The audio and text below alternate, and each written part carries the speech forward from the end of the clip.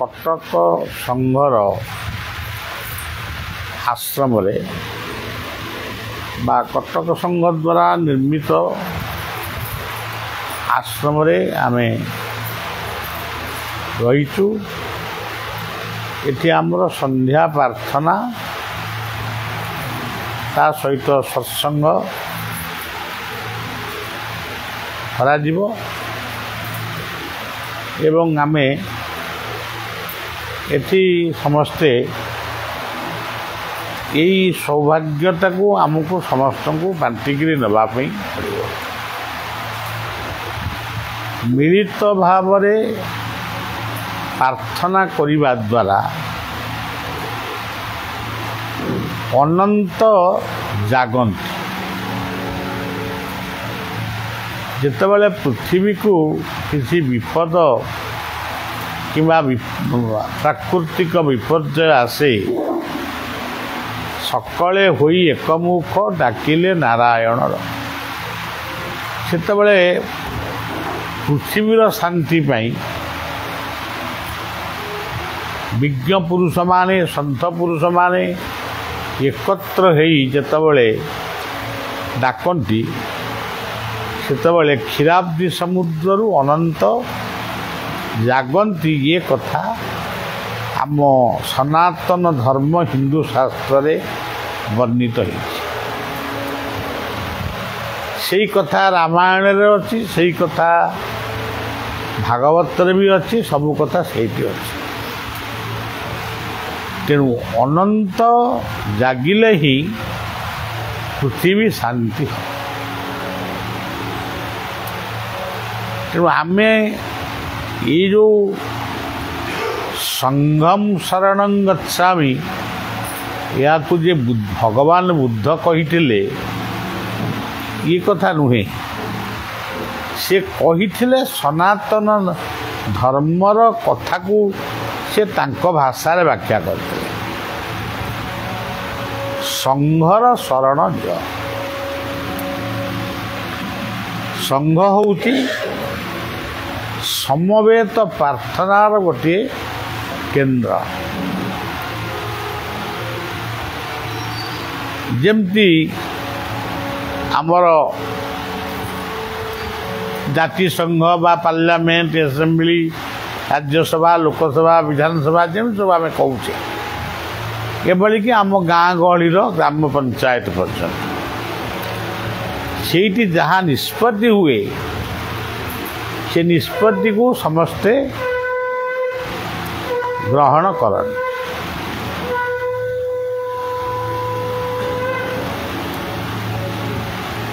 ଆଜି ସେଇଭଳି ଗୋଟେ ସମୟ,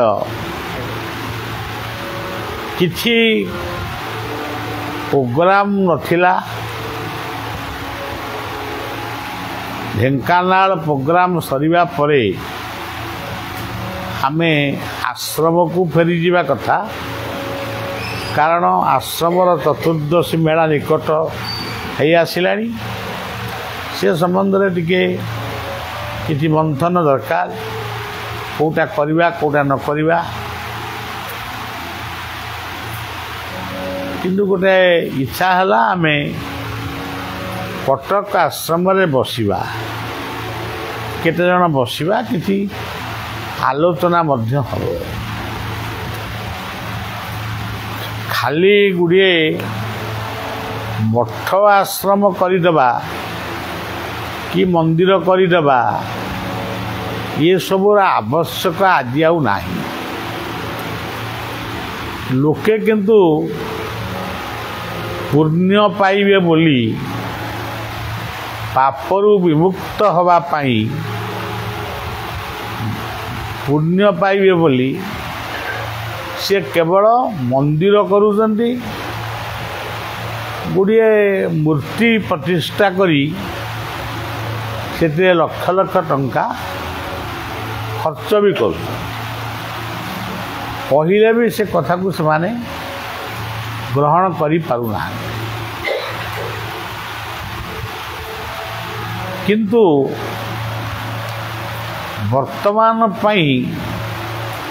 ବର୍ତ୍ତମାନର ସମାଜ ପାଇଁ ये मंदिर जी आवश्यक नहीं मंदिर हो मस्जिद हो चर्च हो गुरुद्वार हो सबुठारु बड़ आवश्यक होउची वास्तववाद प्रत्यक्षवाद वर्तमान दरकार हो भगवान अच्छंती एकथा मु कहू नहीं मो पूर्वरु जो माने थिले से माने कहूथिले मो परवर्ती समय जो माने आसीबे से माने भी कहिबे भगवान अच्छन तेबे तुमे देखिछ कि से कथार उत्तर नहीं से बलिया गोटे पद्य लिखी देखी नहीं भगवान को देखी मु गुरुदेव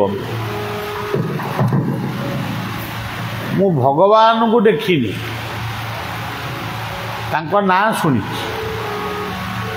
किंतु गुरुदेव को देखी गुरु साक्षात परम ब्रह्म ये गोटे केड़े बड़ कथा आप चिंता करंतु जड़े एमती गोटे कौन लिखिदेव मन को मन गुरु साक्षात परम ब्रह्म आपण जगन्नाथ पाखक जीवे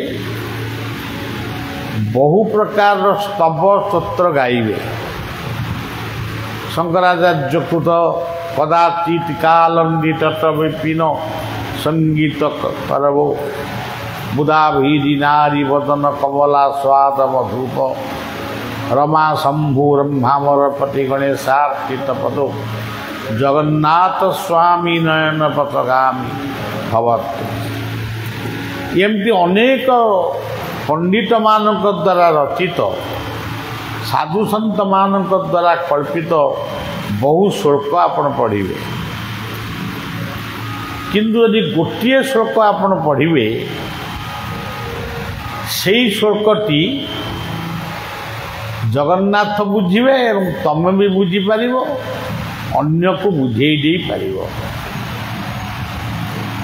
से श्लोकटी को अर्जुन कहिथिले गीतारे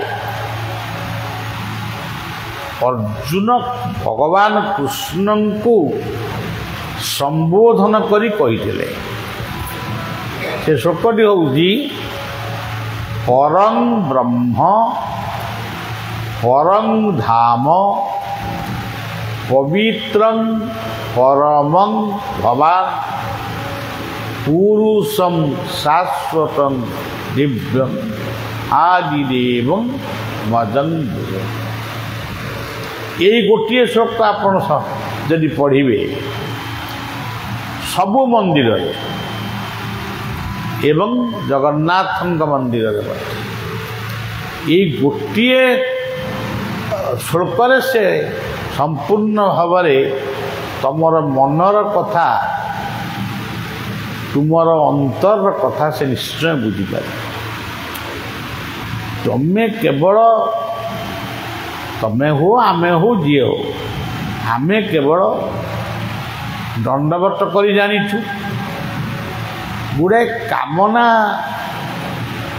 कानी रे बांधिक आनीचु ताकू केवल सबुआड़े तो गपी पारिबुनी केवल गुरुंक पाखरे किंबा जगन्नाथ मंदिर रे कि चंडी मंदिर रे आमे ताकू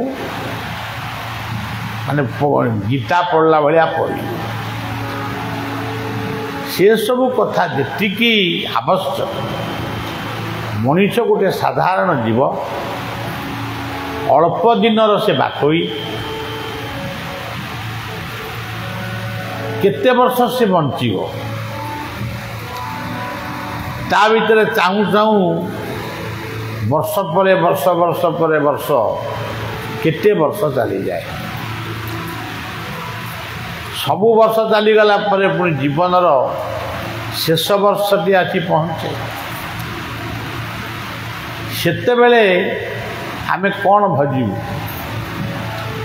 तेणु निजको प्रत्येक दिन आत्मसमीक्षा करवा उचित निजको आत्मसमीक्षा कर मु भूल करिछि केते ठीक करिछि केते निजको आत्मसमीक्षा करने सहित निजको तांको उद्देश्य रे समर्पित हुओ तमे समर्पित हुओ समस्त को समर्पित हवा पई माने परामर्श दियो से समर्पित दी कौन तमे जो गोटे अजथारे खाली कहूच मु ये जो मुटी प्रकृत में आमको नष्ट कर मुंकार जमती बरकत जमती कहे हूँ तो मनुष्य कहे मु पांचटी मंकार को संशोधन करने बा समीक्षा करने आमको गुरु आचार्य मान शिखई मंत्र मुद्रा मैथुन ये पंचमंकार तेरे सबु कथा रहिबो किंतु भाव सबु कथा रहिबो मु खाऊची मु कहबी मु खाऊची आ कौन कहबी खाली तो खाऊची बोली कहले हबनी मु खाऊची मु अमक जगह को जीवी मु कहबी तो कहबी कौन किंतु से मुटी अहंकार युक्त न हो सी मुटी भगवत प्रीत्यर्थे समर्पण कर सब बड़े वास्तववाद को ग्रहण कर जमती आमर मेला बही सब बाहरी तादे सब केते कथा सब लेखाई सी कथा गुड़िक बलिया मन को प्राय जाए मुझे पढ़े भी नहीं आज पढ़ुनी कि पिलादिन भी पढ़े हाँ पूजार्चना आम करूँ धैर्य जीवित हवा भली पूजार्चना कर बयस आज मोर नहीं कि पिलादिन भी नथिला जेतिकी समय मु आउ मोर को दूरे रखी तांक प्रति मु आसक्ति हेबी बा आचरण सिद्ध हेबी सेतिकी मते फल मिल अरे नना माने मंत्र पढ़ुथिबे आम जाज्ञिक पंडित मानक मु कहे लोक ठिया गोड़ बिंधिला चेका पकई बसी बसी आंखु बिंधिला तमे पुष्पांजलि दे नमस्कार टे कर विदाय दब ना तमे गुड़ाए श्लोक मुखस्थ कर तमें पुराए बोल तुम सांगे जी सी पुराए बोलिए ता मन से बेलू जाकि आउ तमें केवल श्लोक पढ़ुच निजर पांडित्य देखा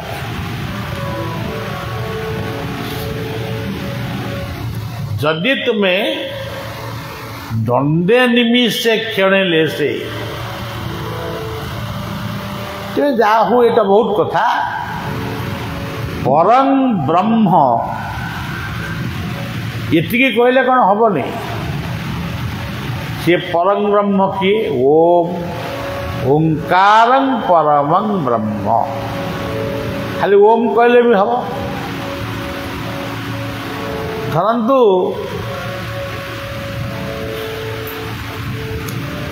मु ओंकार कहीपरि कि परं ब्रह्म कहीपरि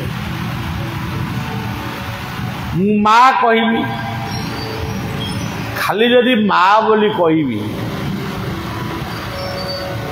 से जगन्नाथ मातृरूप धारण कर आमको सहाय। काली गोटे सभारे मु कहूली माँ हूँ गोटे एकाक्षर बा हूँ आउ गोटे एकाक्षर। बा कहले बापा, बा कहले पवन, पवन कहले आम निश्वास। माँ आउ बा पिलाटी जितेबाला जन्म हुए आपण मैंने लक्ष्य करेंगे विशेष भाव में माँ माने ताको अनुभव कर पाटी फिटे कथबार्ता करे से प्रथम यही शब्द को कहे मामा मामा कि बाबा बाबा कहे तापर तार कथा कहवा आरंभ। तेणु माँ गोटे एकाक्षर बा गोटे एकाक्षर आउ गोटे भा, भा कहले भाव, भा कहले भाई। जगत को भातृतुल्य रेख। आउ गोटे एकाक्षर हूँ भ, भ कहले भक्ति। पिता माता गुरु गुरुजन को भक्ति कर। ये माँ बा भा भ ये सब कथा परे आउ गोटे एकाक्षर होउछि ग। ग कहले गति, गतिर भर्ता प्रभु साकी। तमे कौन भावुच, कौन करुच, कौन करी जाइच, मु होउछि तार साक्षी। तुम्हें जिते कहले भी मु तम कथार मु राजी नुह। गतिर भर्ता प्रभु साकी निवास शरणम सुरु। मु परोक्षरे अलक्षरे रही मु सबू जानूची, सबू लेखुची, सबू कथा मु जानीची। तमे मते कहया दरकार नहीं।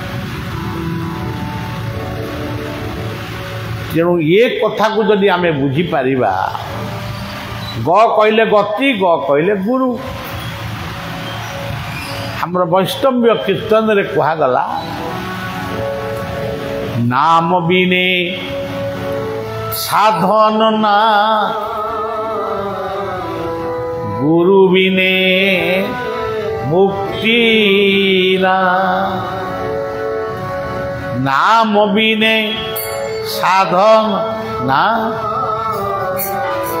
गुरु बिने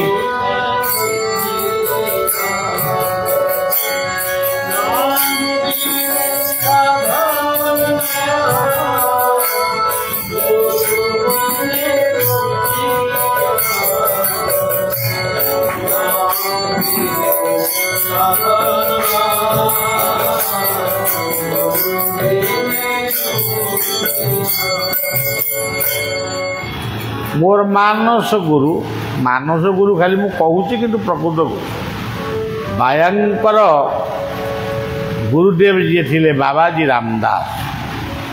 सी यही कथाटा को सी कही धन्य धनेरी गौरव करना भाई, जनर गौरव करना।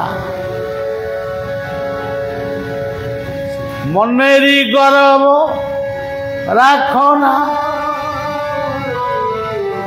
जातिर गौरव करना। श्री कृष्ण भजनी सर्वे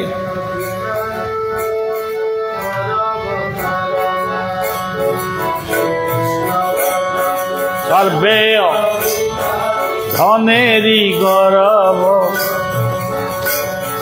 श्री कृष्ण सर्वे अधिकारी, धनेरी गौरव जातिर गौरव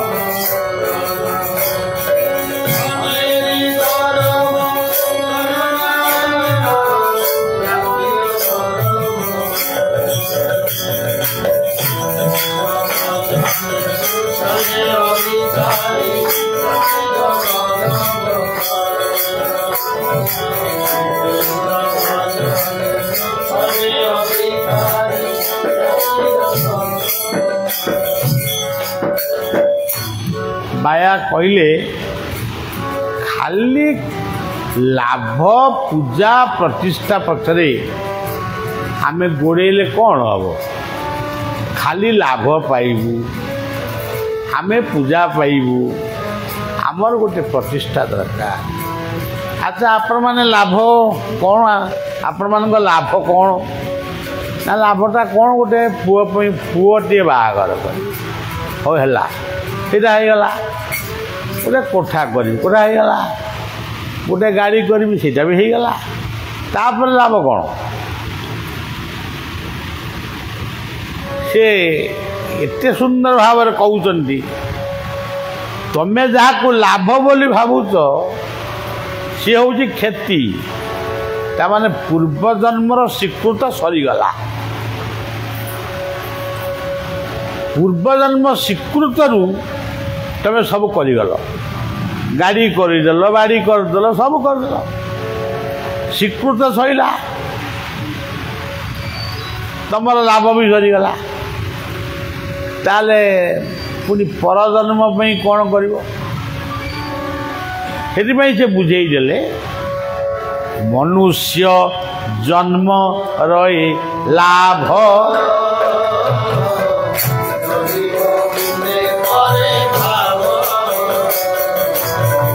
मनुष्य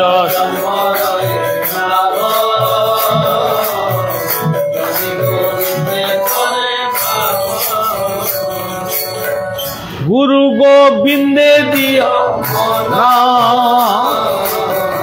रमिब गुरु गोविंद दियो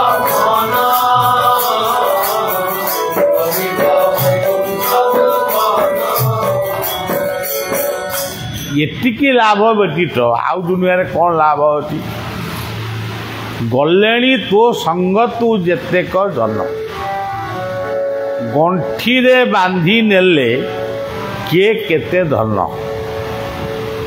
गुरु गोविंद नाम तुंडे न भजु गाढ़े मजिण नित्य धन अरजु घर बोली अर्जिछु जेते पदार्थ घट छुटिले तोते बोलिबे भूत घर घरणी देह केला उठिबे घेनी बंधु कुटुंब शुद्ध होइबे यही जीवन तू पाई तथापि आत्म बढ़िया अभिमान को त्याग कर तेणु मन जो वास्तववाद कथा मु कहूली पूरा लोक को भोक करुँ खाया को दियो से लाभ यही कटक संघर ये आश्रम बाबांकर मूर्ति पूजा पाँच अनंत पूजा पाँच से गोटे गोटे पार्ट गोटे मनर एकाग्रता आने आम गोटे गुरुदेव पूजा करूँ से हूँ गोटे गोटे पार्ट किंतु गोटे रही घर है जड़े बाबाजी एटी रोच गोटे योग केन्द्र खोला है किछि व्यक्ति योग शिक्षा करी आरोग्य लाभ करुछन ये है वास्तववाद आम ये 10 जन बहीचु आमको शोष कला आमको जदि किए गोटे गोटे एतिकी बेले आमको किए कागजी पानी टिके दब ताहले भी आमे ताको आशीर्वाद न करूँ आशीर्वाद तो आपे आपे मिल तेणु वास्तववादी हुआ मु काली से ढेंकानाल सभारे कहूली जे जदि गछटीए लगेब से छाई दब अम्लजान दब सुबास दब पत्र दब ଏବଂ ଫଳ ବି ଦେବ। ତେଣୁ ତମେ ଯେଉଁ ମନ୍ଦିର କରୁଛ ସିଏ ମନ୍ଦିର କ'ଣଟା ମନ୍ଦିର ଆପଣଙ୍କୁ ଦେବେ? ଏ ଯେଉଁ କରୋନା ବେଳେ ଏତେ ମନ୍ଦିର ଥିଲା, କେଉଁ ଗୋଟିଏ ମନ୍ଦିର କାମ କଲାନି? କାମ କଲାନି ମାନେ ତା ଭିତରେ ସେ କ'ଣ କରୁଥିବେ, କିନ୍ତୁ ଆମେ କିଛି ଜାଣିପାରିଲୁନି। ସାଧୁସନ୍ତମାନଙ୍କର ପ୍ରାର୍ଥନା, ମଣିଷମାନଙ୍କର ଆର୍ତ ଚିତ୍କାର, ଆର୍ତ୍ତନାଦ ଆଜି ସଂଘକୁ ଆସରେ ଆମେ ଡାକୁଛୁ। ପୁଣି ଆଉ ଥରେ କହୁଛୁ କାହିଁକି ଭାଇ ଆଇଲନି? ଆମର କାମ ଥିଲା ଆଇଲନି। ଏମିତି ଡକାଡକି ହେଇକିରି ମୋତେ 2-3ଟା ସଂଘ ଆମେ ଅତିବାହିତ କରୁ ଯାଇପାରୁ। କିନ୍ତୁ କରୋନା ହେଇଥିଲା ସଂଘ ସଜାଡ଼ିବା ପାଇଁ, ଗୁଡ଼ାଏ ଲୋକଙ୍କୁ ମାଇଲା, ଗୁଡ଼ାଏ ଲୋକଙ୍କୁ କ୍ଷତ ବିକ୍ଷତ କଲା, ତ ସଂଘଟା ଆପେ ଆପେ ଗଢ଼ି ଉଠିଲା। ଆଉ ପ୍ରତ୍ୟେକ ଘରେ ସେ ଯେଉଁ ବର୍ଷେ 2 ବର୍ଷ ମୁଁ ଭାବେ ପୁରା ବଢ଼ିଆ ସଂଘ ହେଲା। ଆଉ କିଛି କାମ ନାହିଁ, ଆଉ କିଛି ନାସ୍ତିକ ଲୋକ ସେ ନା ବସି ଟିଭି ଫିଭି ଦେଖିଲେ, କିନ୍ତୁ ସମସ୍ତେ ହୋଇ ଏକମୁଖ ଡାକିଲେ ନାରାୟଣର। ସେଇ ସମ୍ବାଦଟା ଯେତେବେଳେ ଅନନ୍ତଙ୍କ ପାଖରେ ପହଞ୍ଚିଲା, ସିଏ ପୁଣି ତାର ନିଦାନ ବୋଲେ ଔଷଧ, ତାର ଚିକିତ୍ସକ ସବୁ ତିଆରି କଲେ। ପୁଣି ଧୀରେ ଧୀରେ ସେ ରସମିତ ହେଲା। ଏହା ମନୁଷ୍ୟ ପାଖରେ ହିଁ ସମ୍ଭବ। ଗୋଟିଏ ଘରକୁ ଗଲେ 20ଟା ଫଟୋ ରହିଛି, କାହା ଘରେ 10ଟା ଫଟୋ ରହିଛି। ଫଟୋରୁ ଫୁଲ ଝଡ଼େଇବା, ପୁଣି ନୂଆ ଫୁଲ ଦେବା, ଏମିତି ଶାଶୁ କହୁଛି ବୋହୂ ମୋର ଘଣ୍ଟାଏ ପୂଜା କରେ, ବୋହୂ କହୁଛି ଶାଶୁ ମୋର 2 ଘଣ୍ଟା ପୂଜା କରେ। ଏଇସବୁ କଥାକୁ ନେଇ ତୁମେ ଘରକୁ ବୈକୁଣ୍ଠ କରିପାରିବନି। ବୁଝାମଣାରେ ତୁମେ ଘର ଗଢ଼ିବ, ବୁଝାମଣା ନେଇ ସମାଜ ଗଢ଼ିବ, ବୁଝାମଣା ନେଇକିରି ଦେଶ ବି ଗଢ଼ିବ। ଆଉ ବୁଝାମଣା ନେଇ ତୁମେ ଆଧ୍ୟାତ୍ମିକବାଦୀ ହେବ। ଯେଉଁଠି ବୁଝାମଣା ନାହିଁ, ମୁଁ ଅନ୍ୟକୁ ଭଲ ପାଇପାରୁନି, ବହୁତ ଆଦର୍ଶ କଥା ଗୁଡ଼ାକ କହିଲେ ଶୁଣ, ଏଇଟା ଖାଲି ଏ କାନରେ ପଶି ସେ କାନରେ ବାହାରିଯିବ। ଆମର ଜଣେ ଇଏ ତ ହେଉଛନ୍ତି ନାମାଚାର୍ଯ୍ୟ ବାବା ବାୟା, ଆଉ ଜଣେ ବାୟା ଥିଲେ ବିଶ୍ୱଗୁରୁ ବାୟା, କାଳିଆ ବୋଦାରେ ଯାହାଙ୍କର ଆସ୍ଥା। ସେ ଲେଖିଥିଲେ, ଜଣେ କହେ ଜଣେ ମାନିଲେ, ଦୁହେଁ ହୁଅନ୍ତି ଜ୍ଞାନୀ। ଜଣେ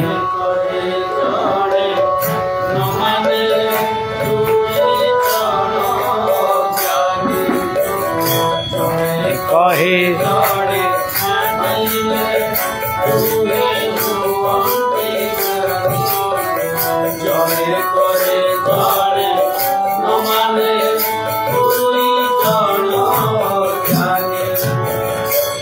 କହିବି ମୁଁ ତୁମକୁ କହିଲି ତୁମେ କାହିଁ ମାନିଲନି?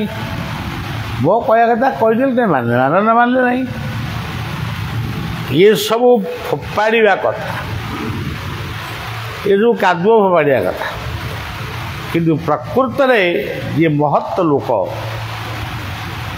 ସେ ଏଇସବୁ କଥାରେ ବିଚଳିତ ହୁଏ ନା। ଆମେ ମହତ୍ ଲୋକ ନ ହେଇପାରୁ, କିନ୍ତୁ ଗୀତା ଟିକେ ପଢ଼ିଛୁ। ତୁଲ୍ୟ ନିନ୍ଦା ସ୍ତୁତିର୍ ମୌନି ସନ୍ତୁଷ୍ଟ ଯେନ କେନଚି ଅନିକେତ ସ୍ଥିରମତି ଭକ୍ତିମାନ ମେ ପ୍ରିୟ। କିଏ ତମକୁ ଶୋଧୁଛି ଶୋଧୁ। ଆଉ ଗୋଟେ କଳୁଗୁରି ମାଟିଏ ଥିଲା,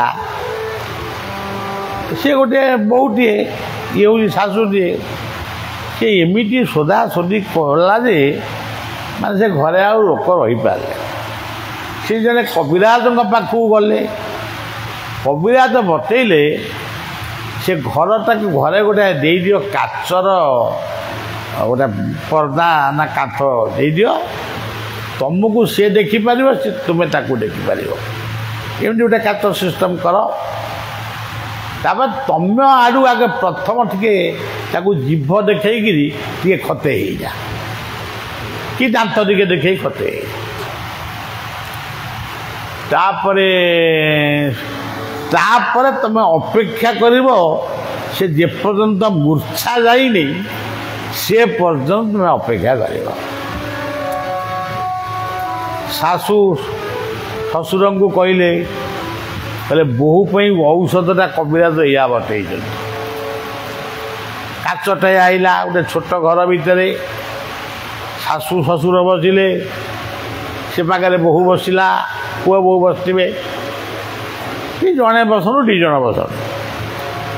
ଶାଶୁ ଥିଲା କବିରାଜଙ୍କ କଥାକୁ ମନେ ପକେଇ ଜିଭଟାକୁ ଟିକେ ଦେଖେଇଦେଲା।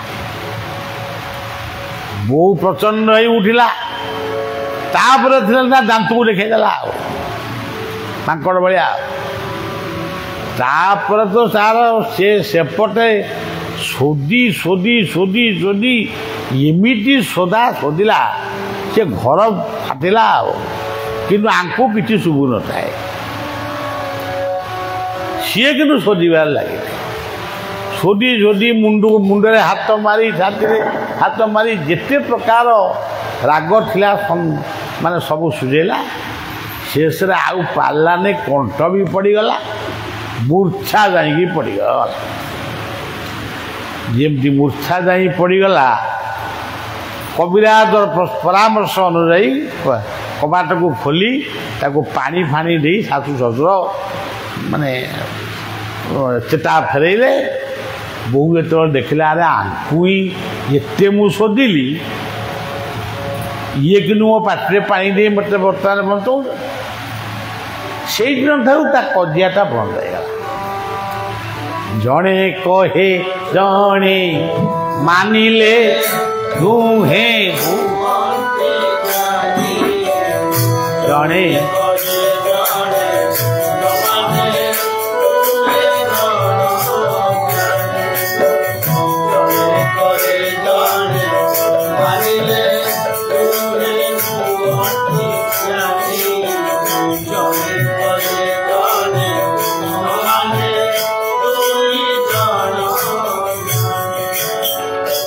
ଏ ଜୀବନର ଅନୁଭୂତି ଦୀର୍ଘ 50-55 ବର୍ଷର ଗୋଟେ ବହୁତ ଅନୁଭୂତି। ଯେଉଁମାନେ କହୁଥିଲେ ଭଣ୍ଡ, ତାନ୍ତ୍ରିକ, ଆଉ ସବୁ କ'ଣ କହୁଥିଲେ ମୋର ମନେ ପଡ଼ୁନି, କେତେ କଥା କହୁଥିଲେ। ସେତେବେଳେ ମୁଁ ଶୁଣୁଥିଲି, କାହାରି ବିପକ୍ଷରେ ପଦେ କହିଛି କେହି ପ୍ରମାଣ ମୋତେ ଦେଇପାରିବେ ଯେ ବାବାଙ୍କୁ ସେ ବଳିଆକୁ ସେ ଅମୁକ ଲୋକ କହିଲା, ବଳିଆ ତାକୁ ଏହା କହିଲା। ମୁଁ କାହାକୁ କିଛି କହିନି। ଲକ୍ଷ୍ମୀ ନାରାୟଣ ବୈକୁଣ୍ଠପୁରରେ ଅଛନ୍ତି। ଲକ୍ଷ୍ମୀ ଦିନେ ନାରାୟଣଙ୍କୁ କହିଲେ, ତମେ ଜମା ହସୁନା କାହିଁକି? ନା ମୋତେ ହସ ମାରିଲେ ଭସିବି ନା। ତମକୁ କେତେବେଳେ ହସ ମାରିବ? ଯେତେବେଳେ ମୁଁ କହିବି ତାକୁ ରଖିବା ପାଇଁ, ଗୋଟେ ଦାମ୍ଭିକ ଲୋକ କହିବ ମୁଁ ତାକୁ ମାରିବି, ସେତିକି ବେଳେ ମୋତେ ହସ ମାରେ। ଯେତେବେଳେ ମୁଁ କହିବି ତାକୁ ମାରିବା ପାଇଁ, ଗୋଟେ ଦାମ୍ଭିକ ଲୋକ ମୁଁ ତତେ ରଖିବି, ମୋତେ ସେତିକି ବେଳେ ହସ ମାରେ। ତେଣୁ ଗୋଟେ ଗୀତରେ ମୁଁ ଲେଖିଛି, ସହିଯାଅ ଦୁଃଖ ସର୍ବଦା ବିଭୁ ପଦ, ରହିଯାଅ ମନ ଗୁଆର ଈଷଦ, ସହିଯାଅ ଦୁଃଖ ସର୍ବଦା ବିଭୁ ପଦ, ରହିଯାଅ।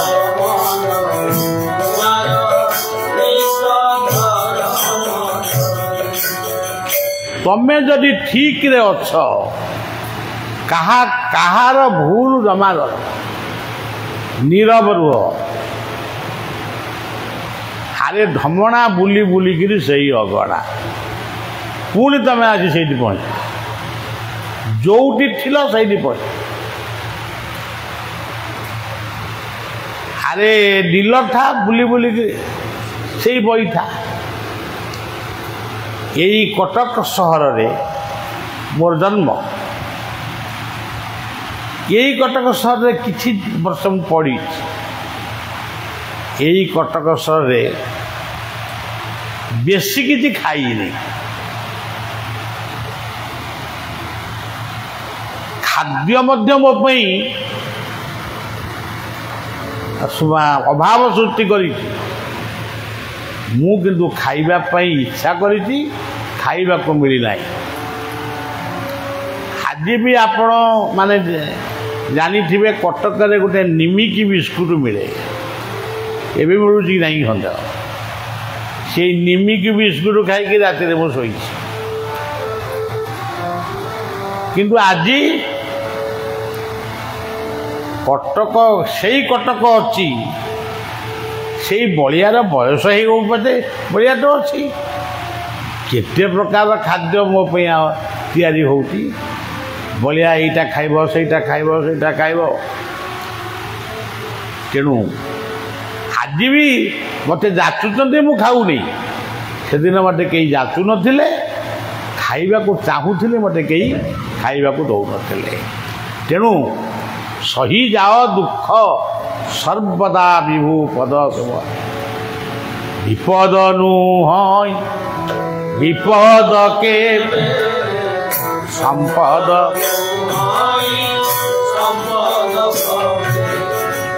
ବିଭୁଙ୍କୁ ସୁଖ ବିଭୁ ସୁରଣେ ମିଳ।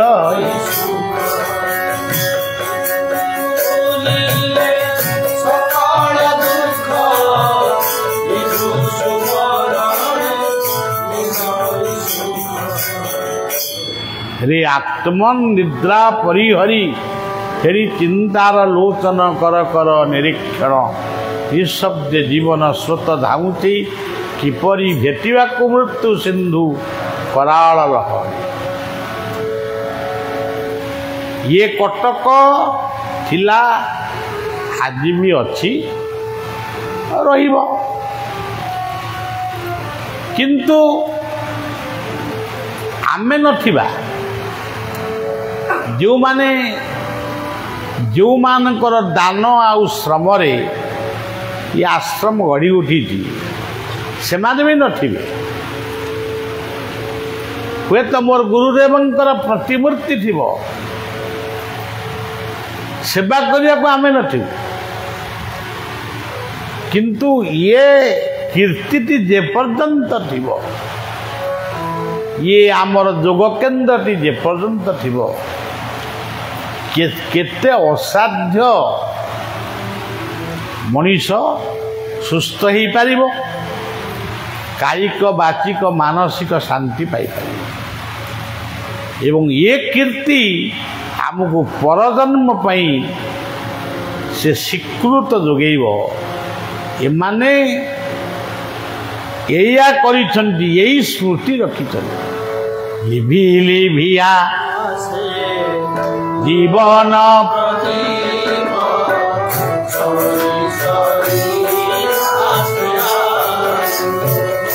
मोर राय पूर्व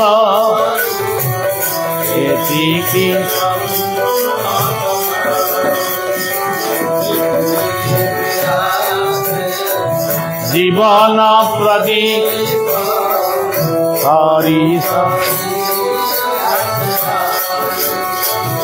हे मोर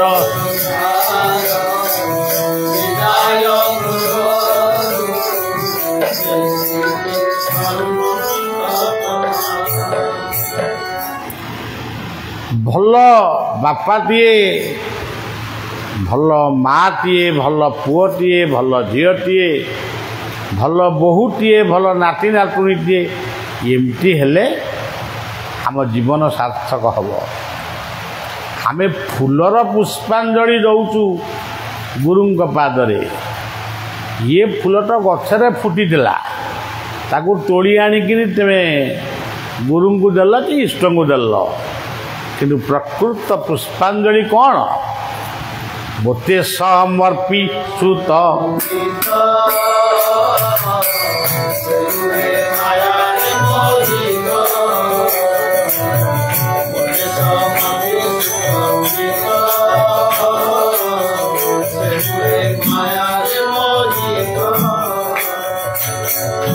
बाबा पाखे यही आम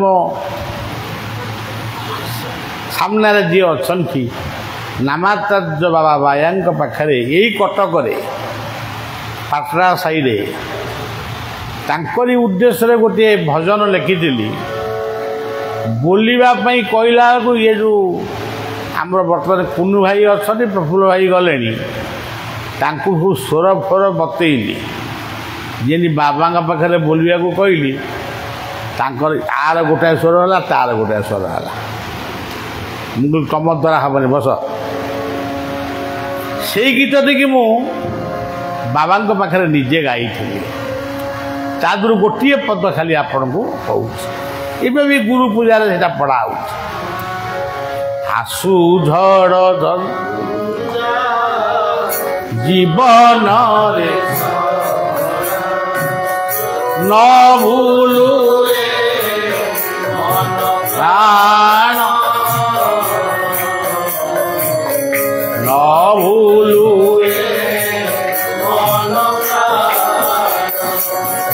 बही उपछे सागर आउस हे मन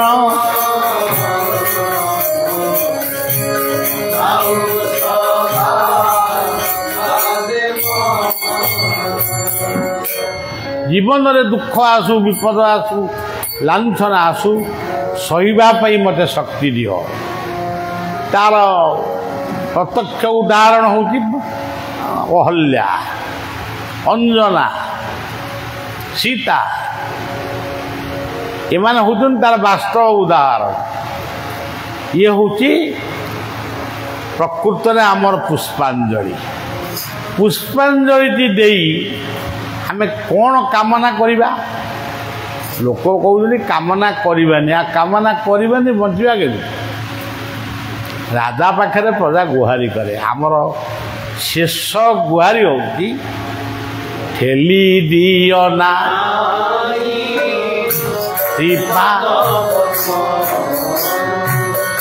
यही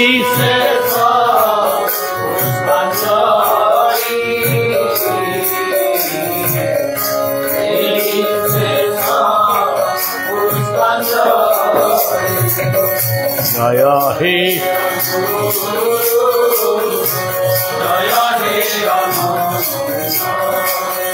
संतान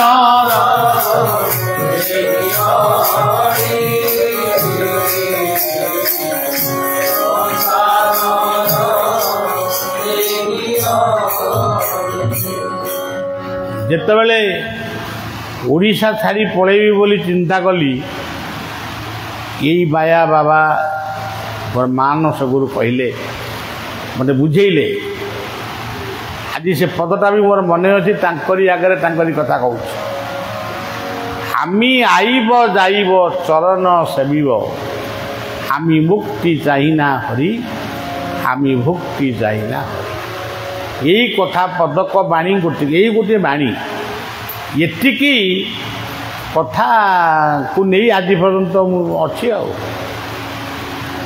आसुथी जाऊथी निर्वाण हेबी नहीं मोक्ष मोर दरकार नहीं किंतु आपणकर सेवा देखिए मो जीवन में मिलू था तेणु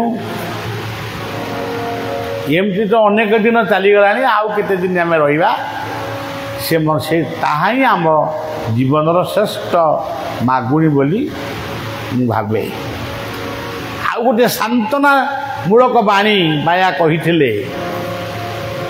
ଯେ ପାଞ୍ଚେ ପରର ମନ୍ଦ ଚିନ୍ତନ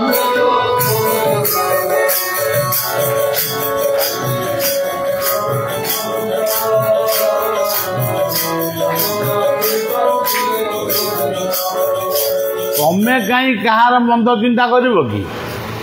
ମାୟା କହିଲେ, ଏଇ ସେବକକୁ କହିଥିଲେ, କିନ୍ତୁ ଏଇ ସେବକକୁ କହିଥିଲେ, ଏଇ ସେବକକୁ ଅନେଇକିରି କହିନଥିଲେ, ସାଡ଼ୁକୁ ଅନେଇକିରି କହିଲେ। ମୁଁ ମୋର ବୁଝିଲି ମୋର। ଯିଏ ଅନ୍ୟର ମନ୍ଦ ଚିନ୍ତା କରିବ ତା ମନ୍ଦ ଚିନ୍ତା ଗୋବିନ୍ଦ କରିବେ। ତମେ କିଏ? ତାର ଅମୁକ ହେଇଯାଉ ଧମୁକ ହେଇଯାଉ। କୁନ୍ତୀ କହିଲେ ବିପଦ ସନ୍ତୁ ନ ହରି ଯତ୍ର ତତ୍ର ଜଗଦ୍ଗୁରୁ ଭବତ୍ୱ ଦର୍ଶନଂ ଯତ୍ସା ଅପୂର୍ବ ଭବ ଦର୍ଶନ। କୁନ୍ତୀ କୃଷ୍ଣଙ୍କୁ ପୁଣି କହୁଛନ୍ତି, ହେ ଗିରିଧର,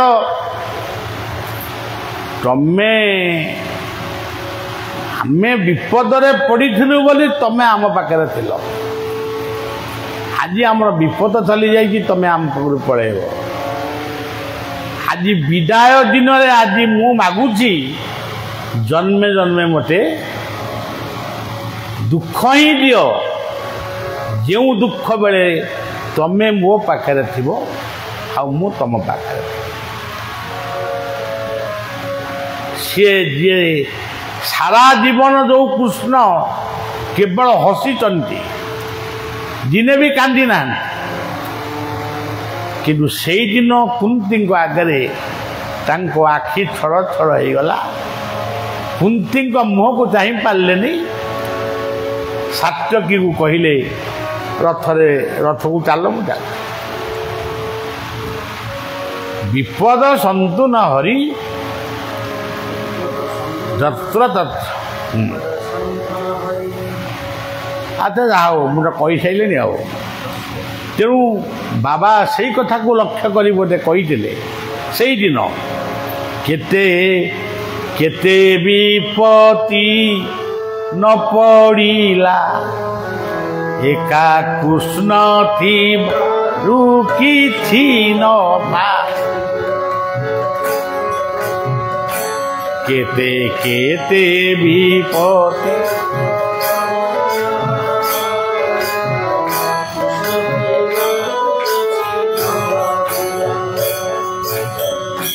କେତେ କେତେ ବିପଦ ଆମ ପାଇଁ ଆସିଲା, ତମେ ଆମ ପାଖରେ ଥିଲ ବୋଲି ଆଉ ଆମର ସେ ବିପଦ କିଛି ଜଣା ପଡ଼ିଲାନି। ତେଣୁ ତୁମେ କେବଳ ବିପଦ ବେଳେ,